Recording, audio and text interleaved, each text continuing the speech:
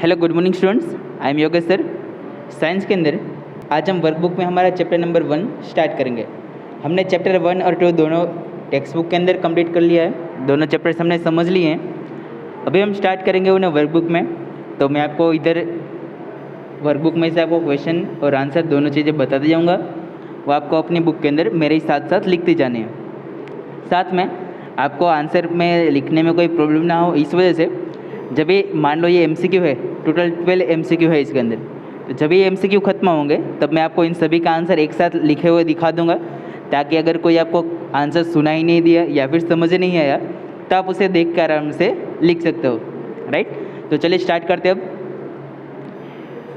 सबसे पहले first question है वो MCQ है। MCQ number 1, which of the following class is मेज क्रॉप क्लासिफाइड। इनमें से कौन से क्रॉप के अंदर मेज के क्रॉप को हम क्लासीफाई कर सकते हैं। तो जो मेज है वो एक खरीफ क्रॉप है, इसलिए इसके अंदर आपको ऑप्शन नंबर ए करना है। तो इस बॉक्स के अंदर आप लिखिए option A. Okay, answer is kharif crop. Second question, which of the following is a kharif crop. इनमें से कौन सा खरीफ क्रॉप है। तो ऑप्शन देखने पे हमें पता चल रहा है कि इन चारों में से खरीफ क्रॉप सिर्फ एक ही है और वो है ऑप्शन ए, पेडी। तो इसके अंदर आप ऑप्शन ए बॉक्स के अंदर लिखिए। उसके बाद third question, in which of the following patterns are wheat and gram classified. Wheat और ग्राम को कौन से क्रॉप के अंदर हम क्लासीफाई कर सकते हैं। तो वीट और ग्राम और दोनों के दोनों ही रबी क्रॉप से, उन्हें विंटर में उगाया जाता है, इसलिए ऑप्शन ए आएगा उसके अंदर भी rabi crops. Fourth question, which is the traditional tool for tilling. इनमें से कौन सा टूल है वो टीलिंग के लिए यूज़ किया जाता है। तो ऑप्शन जो दिए हैं, सीड ड्रिल, सवर, खुरपी एंड प्लाव। तो इनमें से ऑप्शन आएगा डी, प्लाव। प्लाव को यूज़ करके हम टीलिंग कर सकते हैं लैंड के अंदर, सॉइल के अंदर। चलो question number 5, which tool is used to break crumbs of the soil and levelling. कि इनमें से कौन सा टूल है उससे क्रम्स को आप ब्रेक कर सकते हो और सॉइल को आप लेवल भी कर सकते हो। तो इनमें से जो आंसर है वो आंसर आएगा प्लांक। प्लांक को यूज़ करके आप सॉइल को लेवल कर सकते हो और क्रम्स मतलब बड़े बड़े जो टुकड़े रहते हैं माटी के, उसको ब्रेक कर सकते हो। तो इसमें आंसर आएगा ऑप्शन सी, प्लांक। तो बॉक्स के अंदर आप ऑप्शन सी लिखिए। उसके बाद question 6, what is the use of seed drill. Seed drill का यूज़ क्या होता है। तो स्टूडेंट्स आपको याद होगा जो सीड ड्रिल है वो जो सीड है मतलब बीज है, उसे ज़मीन के अंदर डालने के लिए, उसे बोने के लिए यूज़ होता था। इसलिए इसके अंदर आएगा option number C, to sow the seeds. बीज को ज़मीन के अंदर बोने के लिए। सो 6 क्वेश्चन में आप बॉक्स के अंदर लिखो option C. Question 7, which of the following is not a manure. इनमें से कौन सा ऑप्शन है वो मैन्यूर नहीं है। ओके, क्वेश्चन है which is not a manure. तो नोट को ध्यान से समझना है, उसे भूलना नहीं है। तो इनमें से कौन सा मैन्यूर नहीं है। तो कंपोस्ट, ऑयल सीड केक, डंग मैन्यूर, ये सारे मैन्यूर हैं। सिर्फ एक यूरिया है वो मैन्यूर नहीं है, वो फर्टिलाइज़र है। इसलिए उसमें ऑप्शन आएगा option D, urea. Question 8, which of the following is not a fertiliser. इनमें से कौन सा फर्टिलाइज़र नहीं है। तो यूरिया, NPK, सुपर फॉस्फेट, ये तीनों के तीनों जो हैं वो फर्टिलाइज़र है। बस एक वर्मी कंपोस्ट है वो मैन्यूर होगा, वो फर्टिलाइज़र नहीं है। इसलिए इसके अंदर ऑप्शन डी, वर्मी कंपोस्ट। उसके बाद question number 9, in which system of irrigation water is not wasted at all. इनमें से कौन सा सिस्टम है जिसके अंदर वाटर बिल्कुल भी वेस्ट नहीं होता है। तो इसके अंदर चारों ऑप्शन में से आंसर आएगा सी, ड्रिप सिस्टम, जिसमें एक एक पानी के ड्रॉप करके हम जो भी प्लांट्स उसे दे देते पाइप से। तो ड्रिप सिस्टम के अंदर वाटर बिल्कुल वेस्ट नहीं होता, इसलिए option C. 10th question, which tool is used to remove weeds. Weeds को रिमूव करने के लिए कौन सा टूल यूज होता है। तो ये आपको भी याद होगा, ऑप्शन ए, खुरपी। Next 2,4D is which type of chemical. तो ये केमिकल है वो वीडीसाइड है, जो वीड्स को डिस्ट्रॉय करने के लिए यूज़ होता है। तो इसके अंदर ऑप्शन बी करिए आप, weedicide. Okay, question 12, which dried leaves are used for storing food, grain at home. जो भी फूड ग्रेन है उसको स्टोर करने के लिए उसके अंदर किस चीज़ के ड्राइड लीव्स को या फिर पत्तों को रखा जाता है? तो उसके अंदर रहेगा ऑप्शन बी, नीम लीव्स। चलिए स्टूडेंट्स, अभी अगर आपका कोई भी एक भी क्वेश्चन बाकी रह गया आंसर लिखना या फिर नहीं अच्छे से समझ में आया आपको, तो मैं आपको सारे आंसर एक साथ दिखा देता हूँ, उसमें से आप देख करके आराम से लिख सकते हैं।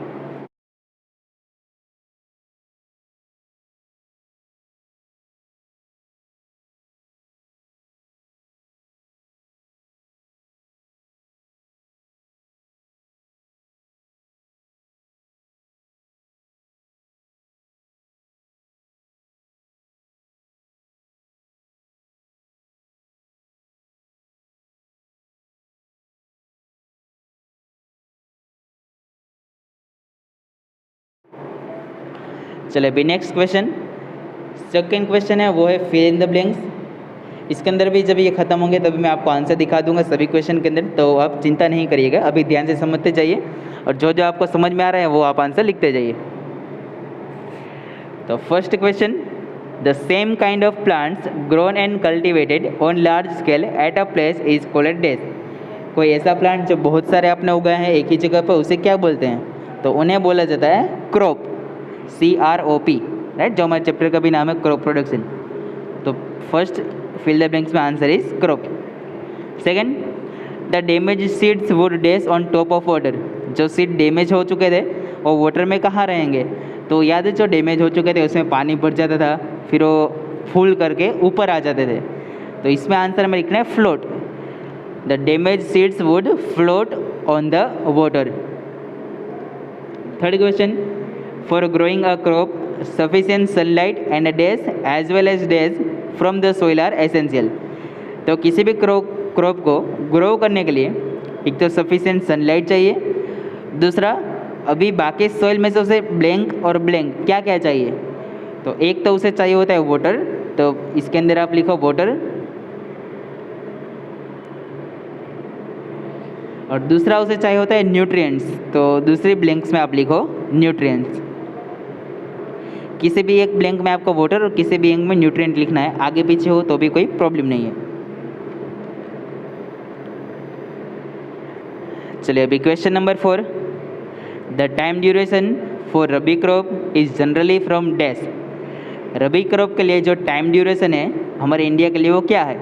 तो रबी क्रॉप्स जो विंटर में उगाए जाते हैं तो उसका टाइम ड्यूरेशन होता है अक्टूबर टू मार्च।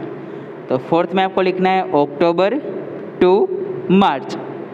अक्टूबर के अंदर O कैपिटल और मार्च के अंदर M कैपिटल, ये ध्यान रखिएगा।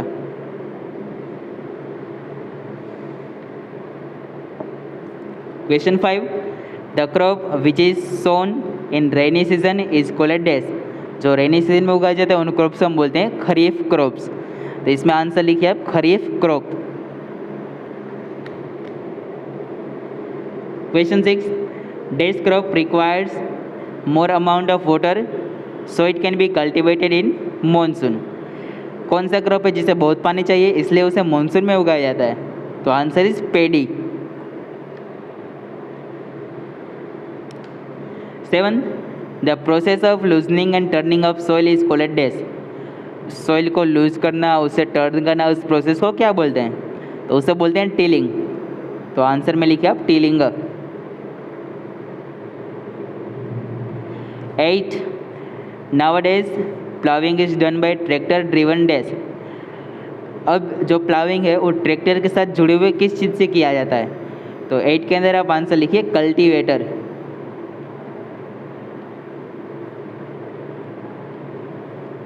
9, levelling of soil is done with the help of dash. Soil की लेवलिंग किससे की जाती है? तो आंसर इज लेवलर। तो उसमें आप लिखिए leveller.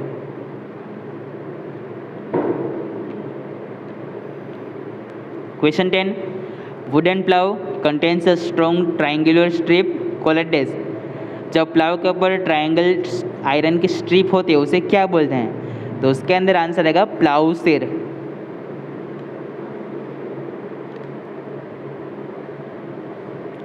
Question 11, the supply of water to crops at different time interval is called dash. तो क्रॉप को वाटर देना उसे क्या बोलते हैं? तो उसे बोलते हैं इरिगेशन। सो क्वेश्चन नंबर 11 के अंदर आंसर आप लिखिए irrigation. Question 12, the separation of grain seeds from the safe is called dash. तो सीड्स को अलग करना बाकी सभी चीज़ों में से उसे क्या बोलते हैं? तो उसे बोलते हैं थ्रेसिंग। चलो अभी मैं आपको सारे आंसर्स एक साथ दिखा देता हूँ, तो कोई आंसर अगर नहीं समझ में आया तो आप उसमें से देख करके लिख सकते हैं।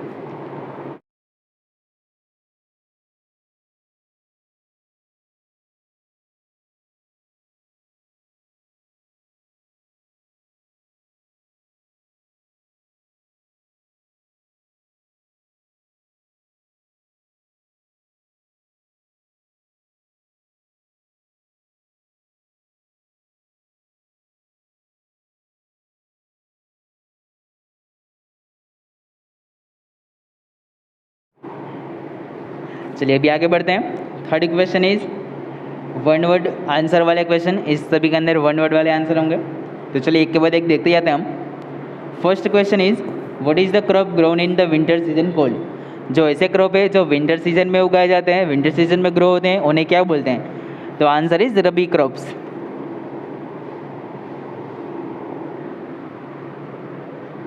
Second question, what is the time period of kharif crops in India. India के अंदर खरीफ क्रॉप्स के लिए टाइम पीरियड क्या है? तो सेकंड क्वेश्चन के अंदर आंसर लिखिए आप जून टू सितंबर। जून के अंदर जे कैपिटल और सितंबर के अंदर एस कैपिटल, पहला वाला।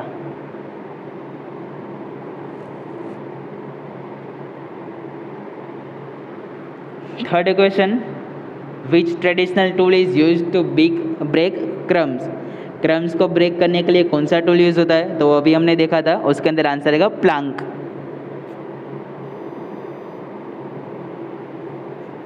Question number 4, which modern tool is use for sowing with the help of tractors now अडेज।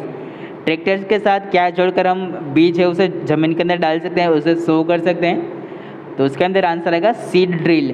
तो फोर्थ के अंदर आंसर आप लिखिए seed drill.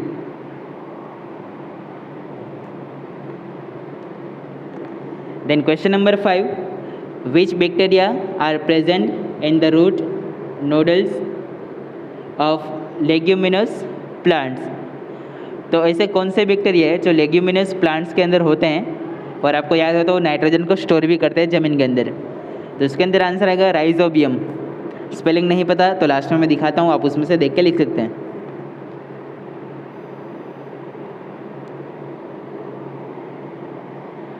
Question 6, what are undesirable plants growing naturally along with the crop in a field called। Field के अंदर जो ऐसे प्लांट्स है जो हमें नहीं चाहिए थे, बिन जरूरी थे, वो अपने आप उग जाते हैं, उन्हें क्या बोला जाता है? तो इसके अंदर 6 के अंदर आंसर आएगा वीड्स।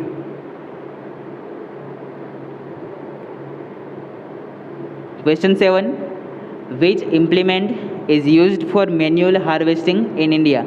इंडिया के अंदर मैनुअल हार्वेस्टिंग के लिए मतलब हाथ से खुद से हार्वेस्टिंग करने के लिए क्या चीज़ यूज़ होता है? तो 7th के अंदर आंसर आएगा सिकल।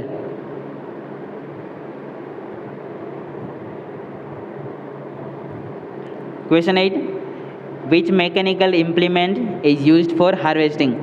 हार्वेस्टिंग के लिए कौन सा मैकेनिकल इम्प्लीमेंट है उसे यूज़ किया जाता है? तो इसके अंदर आंसर आएगा हार्वेस्टर।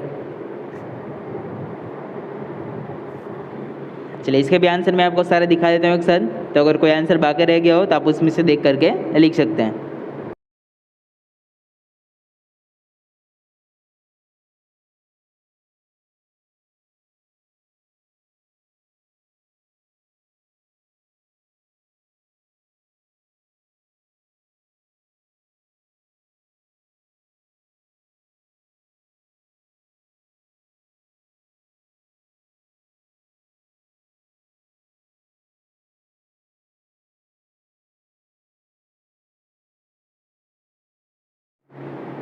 चलिए अभी आगे बढ़ते हैं। Question number 4 is true false type question. तो इसके अंदर से एक एक देखते जाते हैं हम।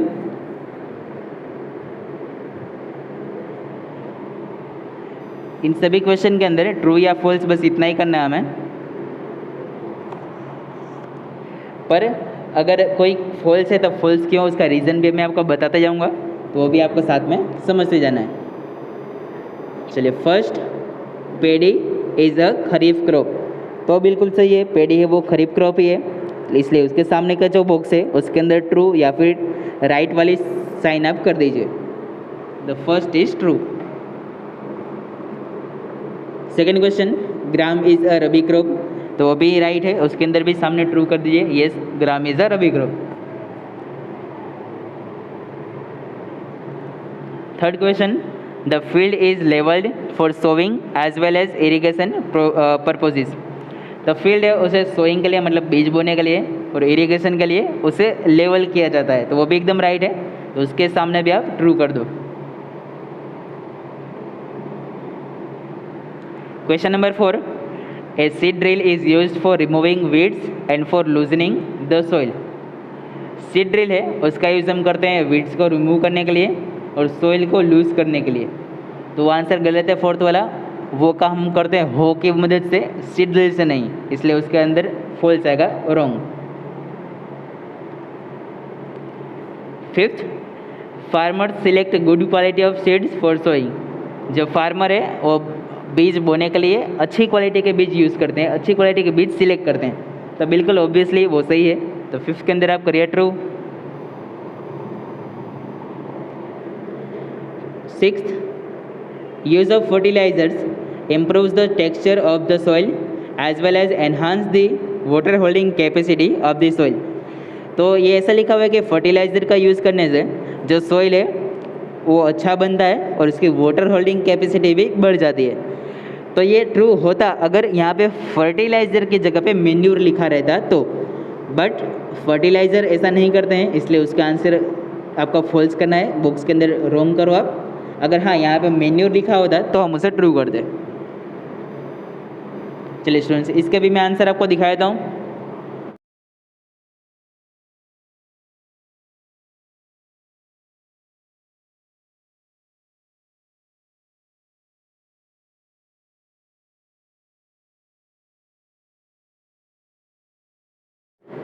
ओके स्टूडेंट्स, तो आज के लेक्चर के लिए यहाँ पे रखते हैं हम इतने क्वेश्चन, आप लोग एक बार रीड कर लीजिएगा वर्कबुक में से, और कोई आंसर अगर बाकी है तो वीडियो को फिर से पीछे थोड़ा रिवाइंड कर करके आप देख लीजिए और सारी जितनी चीज़ें मैंने कराई उतने लिख लीजिए, इतना आप रीड कर लीजिएगा। अगले लेक्चर में फिर हम आगे की वर्कबुक को फिलअप करेंगे।